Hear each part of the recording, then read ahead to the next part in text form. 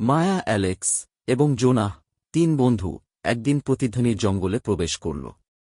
এই জঙ্গল সম্পর্কে লোকমুখে প্রচলিত ছিল, এখানে গোপন কণ্ঠস্বর মানুষকে গভীরে টেনে নিয়ে যায়। কিন্তু তারা এগুলোকে মিথ্যা গল্প ভেবে অবজ্ঞা করল। জঙ্গলে ঢুকে কিছুক্ষণ পর তারা বুঝতে পারল, চারদিক নীরব। শুধু তাদের পদচিহ্নের শব্দ শোনা যাচ্ছে। হঠাৎ করে কানে আসতে লাগল এক অদ্ভুত কণ্ঠস্বর। তাদের নিজেদের নাম ডাকছে, মায়া, অ্যালেক্স, জোনাহ। কে ওখানে? অ্যালেক্স জিজ্ঞাসা করল, ভয়ের আভাস তার গলায়। কণ্ঠস্বর থেমে গেল। এর জায়গায় একটি গাছমছমে হাসি। জোনাহ এক পুরনো, মরচে পড়া লকেট খুঁজে পেল, যা গাছে ঝুলেছিল। লকেট খুলে সে দেখল ভেতরে তিন শিশুর ছবি। আশ্চর্যের বিষয়, শিশুগুলো তাদের মতো দেখতে। আমরা এখান থেকে চলে যাই, মায়া ভয়ে বলল।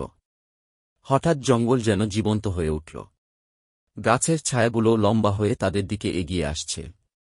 ঠান্ডা বাতাস গা শিরশির করাচ্ছে। জোনাহ চিৎকার করে উঠল, অন্ধকার থেকে বেরিয়ে এলো তার বিকৃত মুখহীন ডোপেলগ্যাঙ্গার।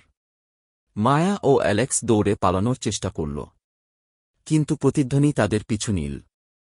পরদিন সকালে প্রতিধ্বনির জঙ্গল সম্পূর্ণ নীরব। কেবল তিনটি মরচে পড়া লকেট গাছে ঝুলেছে, বাতাসে দুলছে।